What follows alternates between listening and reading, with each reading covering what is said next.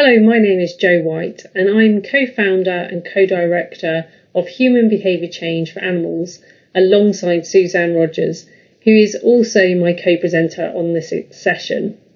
We're delighted to be joining you, running a session on how to promote changes to human behaviour to benefit animals. This is part of the Continuing Education Ethical Dilemmas in Veterinary Medicine's course, organised by the Research, Teaching and Extension Group in Animal Ethics at the Federal University of Uberlândia.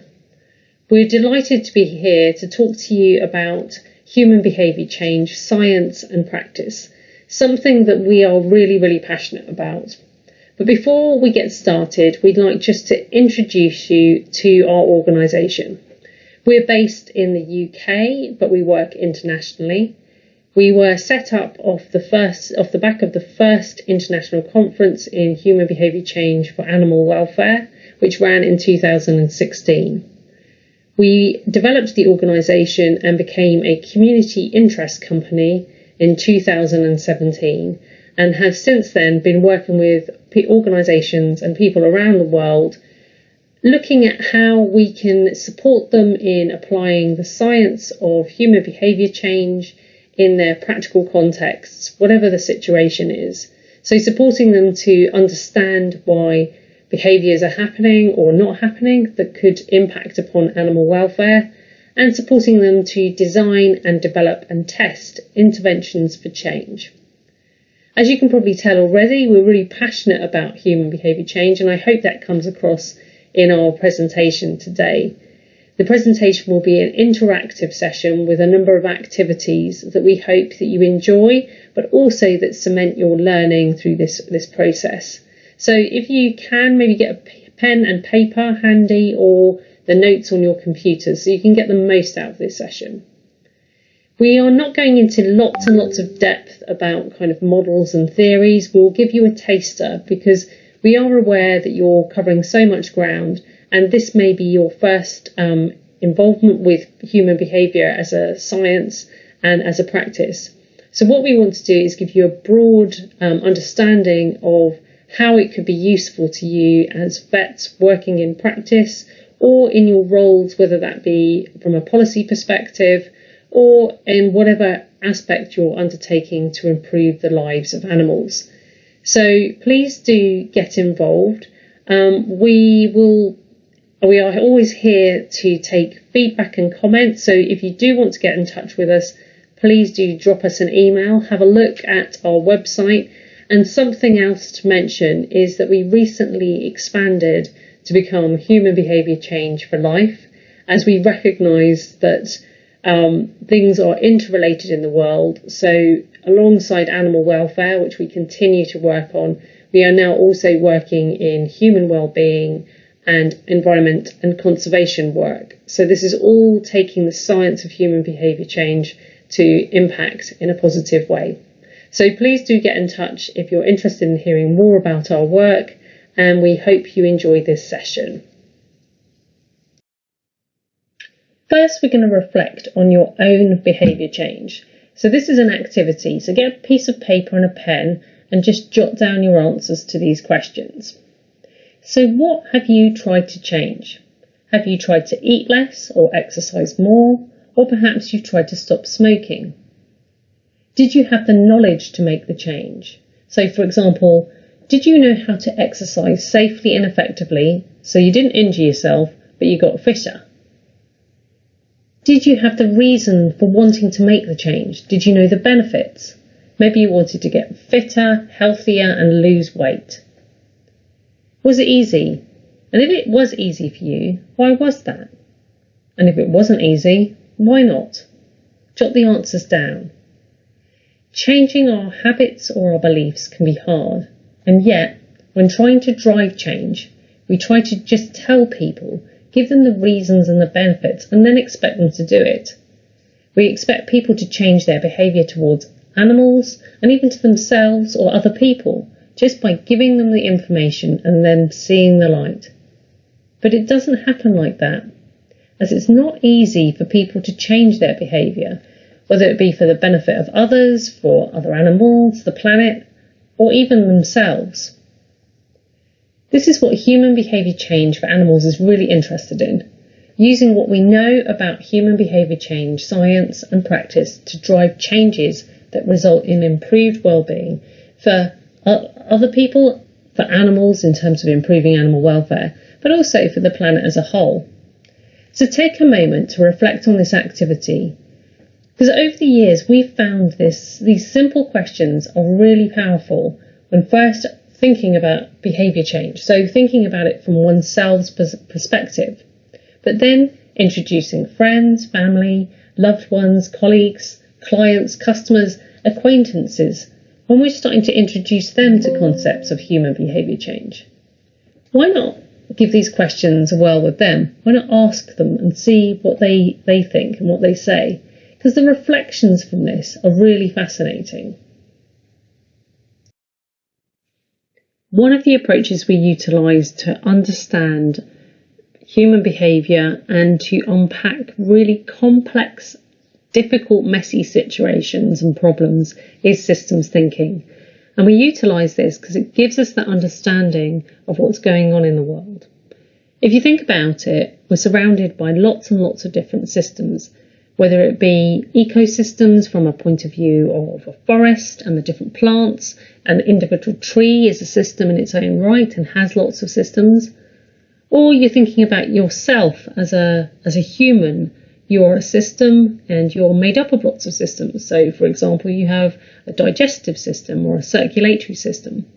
By understanding the different parts that are involved in making a system work effectively, and also what happens when there's a problem, we can start to identify where we might have our greatest impact.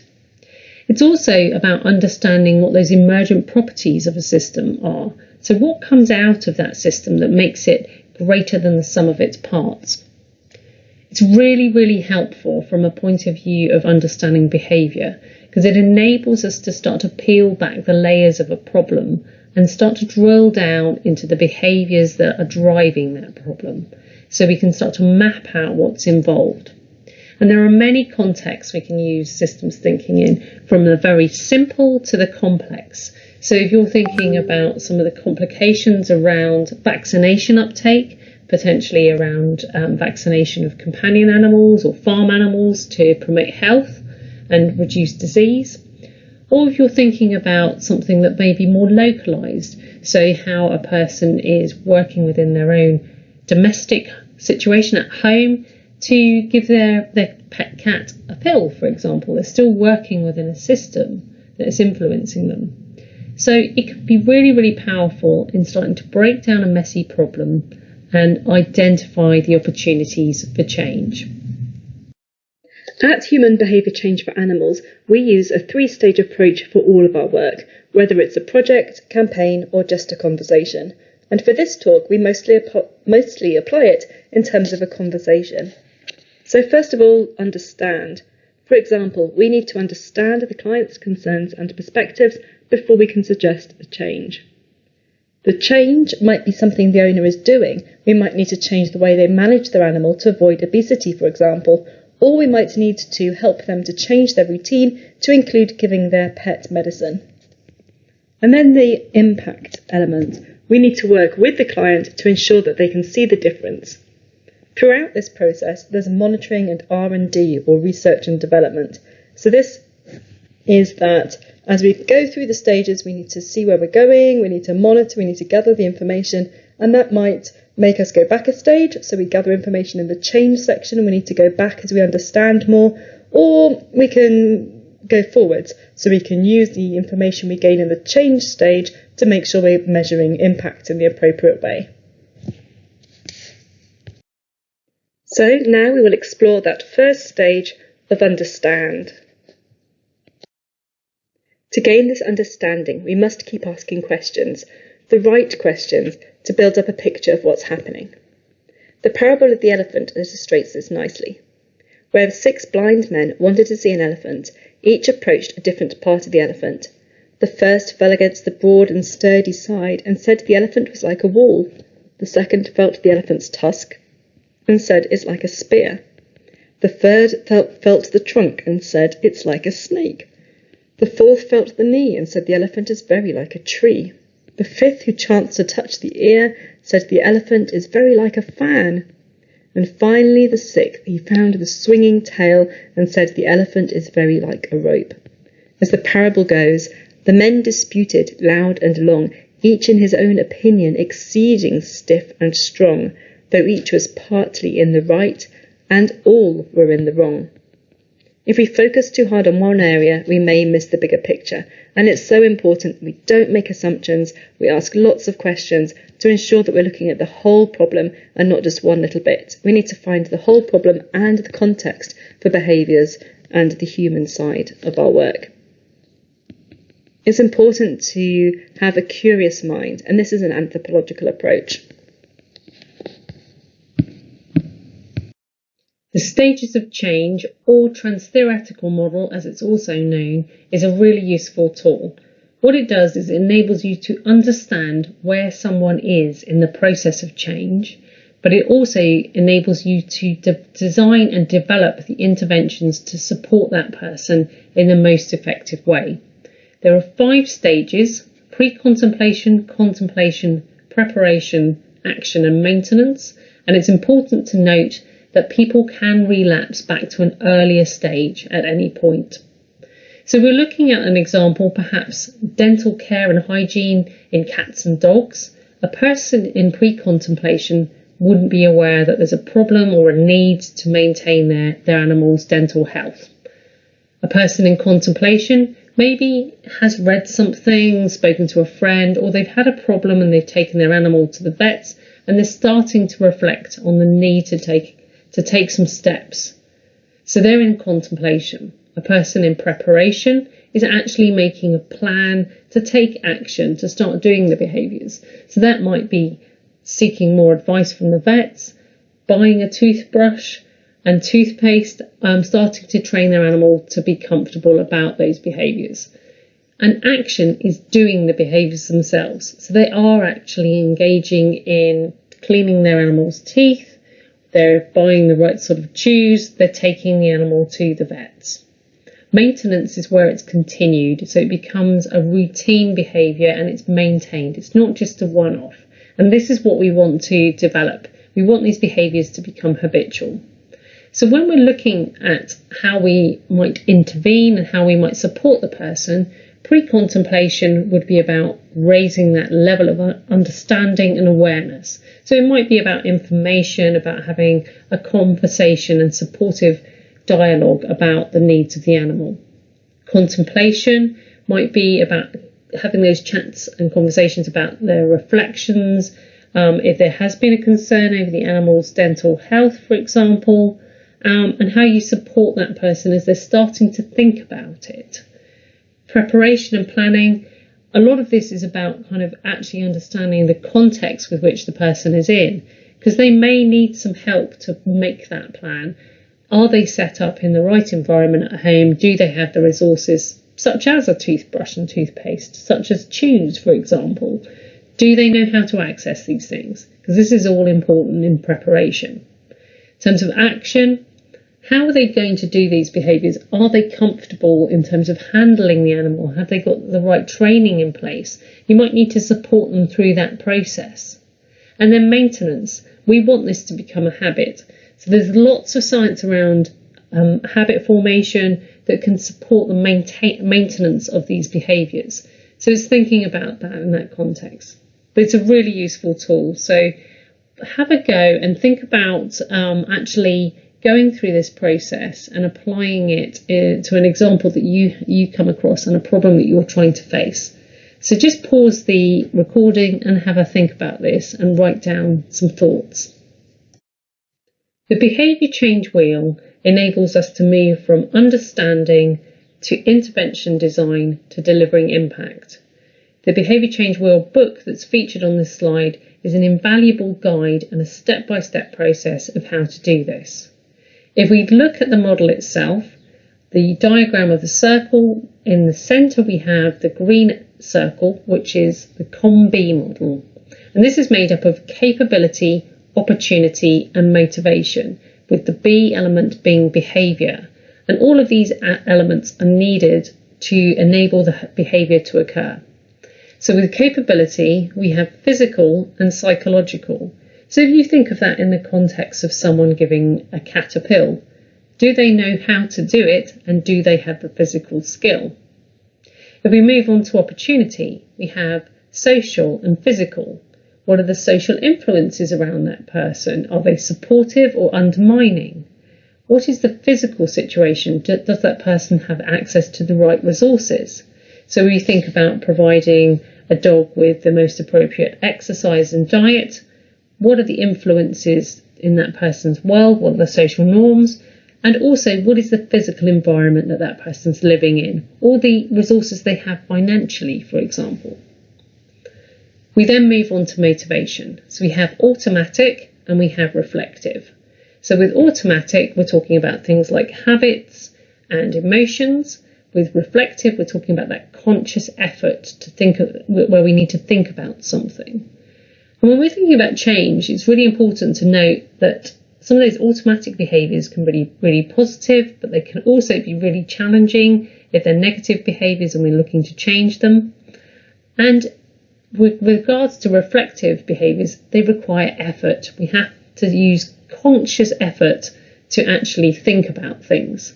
So if we're talking about a significant change, say, for example, we're looking at a management practice on a farm that's changing, we may be moving away from automatic habitual behaviour to the farmer reflecting on the approaches that they take. So we need to think about appropriate support through that process. This is where we can then feed all the information that we've learned through looking at the COM-B model into the next layer, which is the red layer, the intervention functions. And there's a number of different evidence-based interventions that we can pull upon. And if you look at the book, it actually gives you grids showing how the information from the COM-B model then matches up with the most appropriate interventions. And in many cases, you might need several interventions. So it might be persuasion, education and training are needed at the same time. It might be modelling as well.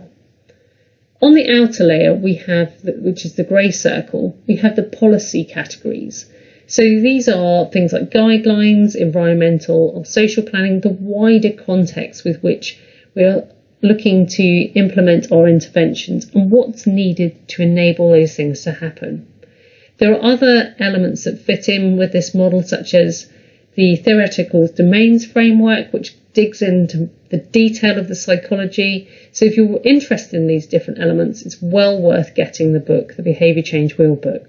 Also, if you're interested in other behaviour change theories, frameworks and models, the ABC Guide of Behaviour Change Theories is a really useful tool. So back to our model of change at HBCA. Now that we've understood the problem, we understand the human behaviours involved in the issue, we can look to change things, to change them. So now we've reached the second part in this diagram. Exploring change. There are many ways that behaviour change can happen, things that can influence behaviour change, and we're going to just focus on a few examples today. So, firstly, the environment influences change, and this is really intuitive. We know this because, for example, when it's cold, we put on a jumper and drink a hot drink. So the environment, being cold, has affected our behaviour of making a hot drink. Our behaviour can be manipulated by changing the environment. For example, the picture on the bottom right shows that colourful bins, clearly labelled, can encourage people to pop their rubbish in the right bin. The picture on the top right shows when a target, a picture of an insect in this case, is added to urinals, and then there's a lot less spillage. It's found that with targets, men are slightly cleaner at using the toilet area. And with cattle, this is an example of a chute at an abattoir where the environment affects both animal behaviour and human behaviour. It affects the way the animals move through the chute, and also it removes the need for the humans to prod the animals along the chutes as well. Now to an area that we feel very passionately about, delivering sustainable change and the role of habit. When we think about the routine care and management of animals and how we can improve their welfare, so many of the behaviours that we do are routine. They're automatic in nature because they're happening on repeat and they're happening in the same context. This is rich ground for developing habits. So developing positive habits and also addressing some of those negative habits that may be negatively impacting upon animal welfare. So we just unpack this a little. If we look at Lally et al.'s work in 2010, where it found that it took between 18 to 254 days to form a habit, an average of 66 days. That may seem like a lot of time, but if we look at this in the context of once formed, habits are really strong. They're stronger than intention to do another behaviour, and they happen automatically, requiring low levels of cognitive energy and motivation from the person. And us humans are cognitive misers. We don't want to use too much cognitive energy. So that's really powerful. And actually, there's research that shows that around 40% of our daily behaviours are habitual. Also, a recent study found that habits take root in children by the age of 9. So it's really important to think about positive, good habits that we want to instill from a young age. The habit loop is something that's worth remembering when we're thinking about developing interventions. So we think about it from a point of view of cue, the trigger for the behaviour, the routine response to the behaviour that we want to see, that habit that we want to be displayed. What's rewarding that? What's going to encourage that behaviour to continue? And also the elements of craving, the craving for that feeling of doing the behaviour again. So what are they getting in terms of that reward? B.J. Fogg undertook some really interesting work that talked about linking behaviours. So linking a habit that we want to develop to an existing habit, and how we can have a basic plan that we can make it really simple. And actually, he talks about tiny habits. So lots of tiny behaviours that are really achievable and require really low levels of motivation. So they're so easy to develop and undertake. And this is very simple. So we can look at this from the context of having, when I do a certain thing, I will do another behaviour, and this will result in and have that impact. So for example, when I enter the kitchen, I will have at least one mouthful of water, so I'll get closer to the recommended healthy water intake. If we're talking about this in an animal context, we might have an example of when I put the kettle on for my cup of tea, because I'm obsessed with having tea in the morning, I will play ball with the dog. So the dog is then getting some interaction, enrichment and some exercise. So there's some benefits there. But I'm tying the tea making habit that definitely happens to a new habit of interacting with my dog on a daily basis. So pause this and have a go at both looking at your habit loop, but also looking at how you might develop these tiny linked habits. So in this section, we're thinking about change, which is also about moving towards interventions. So according to the behaviour change wheel, which Joe introduced earlier, there's many different ways to drive change, and they're summarised on this list. So, for example, let's pick some. Modelling. This might be, for example, if you're with a client, it's not just telling people how to clean their animal's teeth, but showing them how to clean their dog or cat's teeth, for example. It's that modelling the behaviour that we want can be really helpful to people. Another example is, as vets, you're not just working in a one-to-one situation seeing clients, but you can change behaviour through your outreach. For example, through practice events, through your newsletters, or through materials in the waiting room. And this might be an opportunity to change behaviour. So, for example, through education. Another example, restrictions. So here it might be relevant to point out any animal welfare laws in your country if needed during a conversation. Communication is something that's really important to all of us. We all have to communicate. We are seeking to build connections, relationships, to engage people. And this is really important when we're thinking about change. One tool that's very, very helpful is values-based communications. because it helps to build that bridge between us and the client, the people that we're working with, as it's about finding shared values. So if we look at the Venn diagram, it illustrates this really nicely. So we have person A, who has one set of thoughts, opinions, beliefs, behaviours. We have person B, who may have a different set of beliefs and values and behaviours. But there's some common ground, and that can be built upon in terms of the communication and building those relationships. So if we take the example of maybe working with a farmer, so you're looking to promote health as the vet, but they're also looking to promote health. So this provides an area where we can build upon in terms of shared values and think about that common ground and those common motivations and values around that shared area. It's a really useful tool and can be used with individuals, but also with communities. You can use it to develop links with people, providing the right information and support, whatever professional background you're looking at. So a top tip is to truly involve people. There's a saying, tell me and I forget, show me and I remember, involve me and I truly understand. And this is so relevant to our work as vets. For example, we don't need to just tell people, or we shouldn't be telling people that they need to give their dog or cat some medicine. We need to check that they're okay with the process of giving their animal a tablet. And it's best to do that, not just by telling them or even showing them, but truly involving them.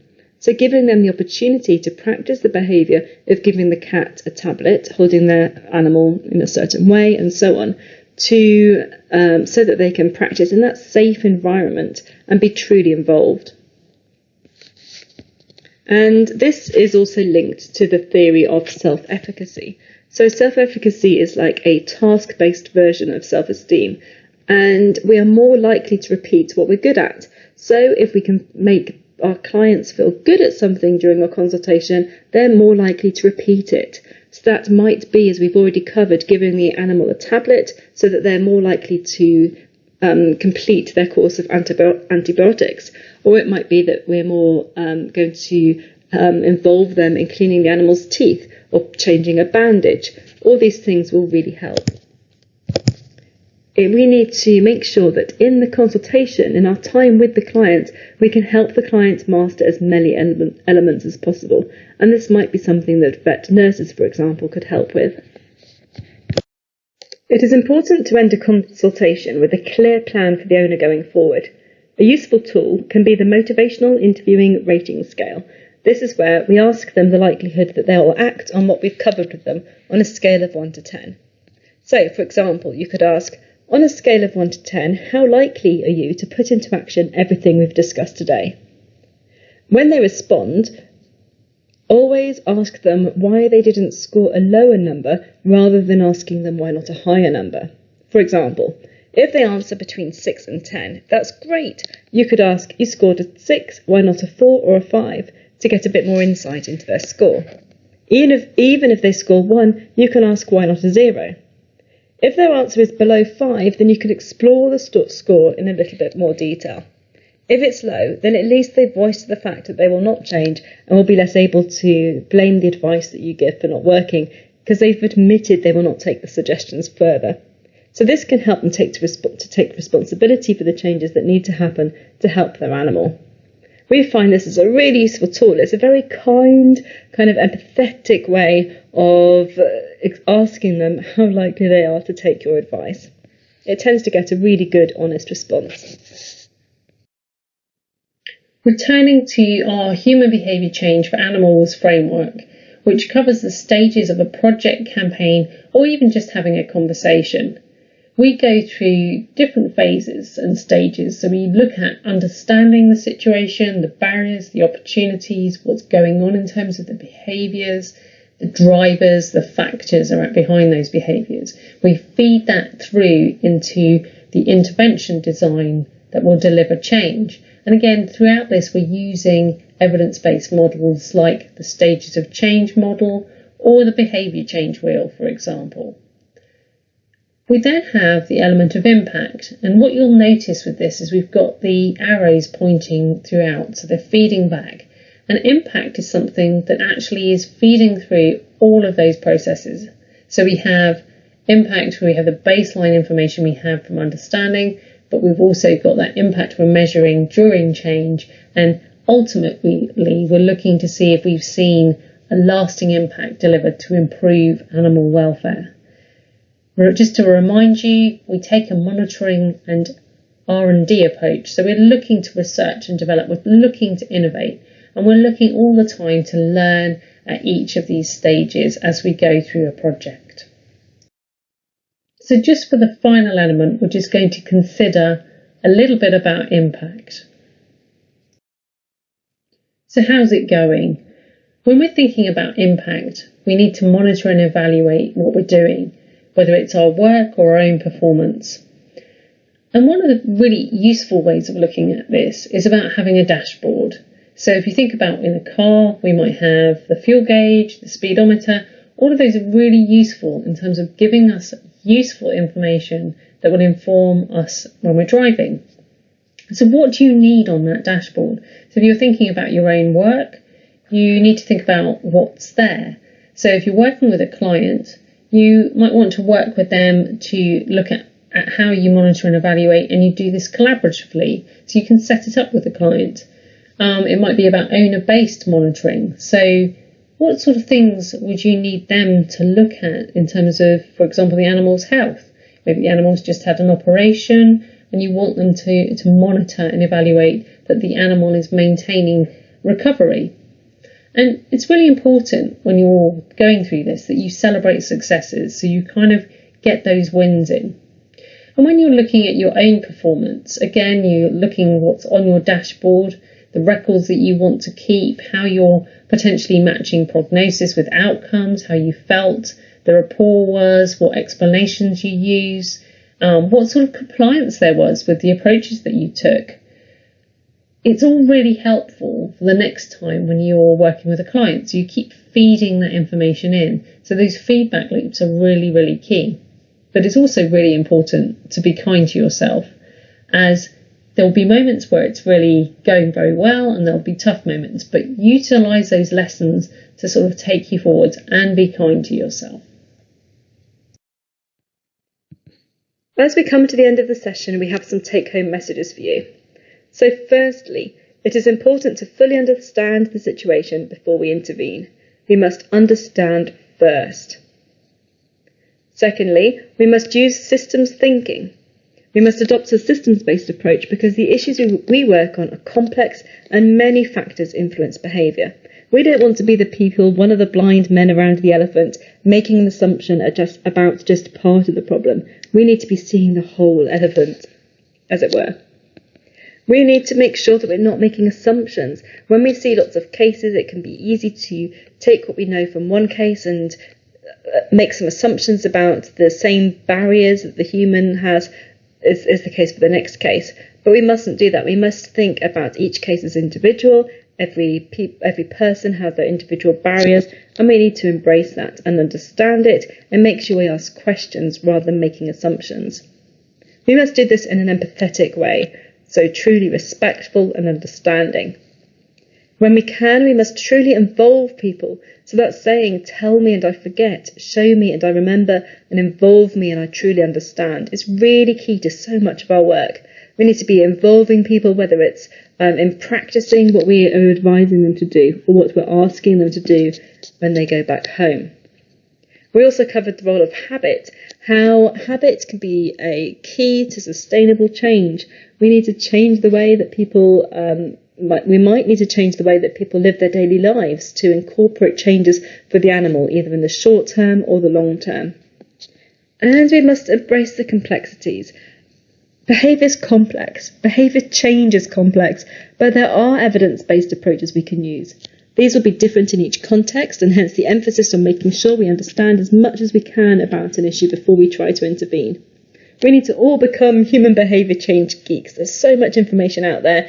We can use it and apply it to improve the efficiency and the efficacy of our work. Before you go, we would like you to write down 3 things that you've taken from this talk. What's resonated with you? What's made you think? What would you like to know more about? And next to those 3 things, we'd like you to make some notes about what you can do about it. Can you put a new habit into action? Could you find out more information about something you found interesting? So pause this talk for the last time, write down 3 things you've taken home and what you're going to do about them. Thank you so much for listening. Please do get in touch. We'd love to hear from you. Just a reminder about what we do at HBCA and HBCL. We provide regular in-person and online training courses, so if you'd like to learn more, do get in touch and check out our website. We support and mentor individuals, and we can also offer this remotely to organisations. We provide consultancy and support for organisations, whether that's through research, training, learning about impact assessment, and so on. We provide bespoke training, so for example we work with different animal professionals, vets, physiotherapists, farm organisations and more. We love to share our geekery. We are so passionate about the use of human behaviour change to help animals, the environment and humans, and we'd love to share it, so we'd love to hear from you and for you to get in touch. A really good way of keeping reminded about us is to join the newsletter. You can do that through going to our website, either our HBCA or HBCL website, and filling in the form, and then you'll get a newsletter emailed to you every month with lots of links and pieces of information that you should be interested in. So do get in touch, go to our website, email us. We'd love to hear from you, and thank you again for listening.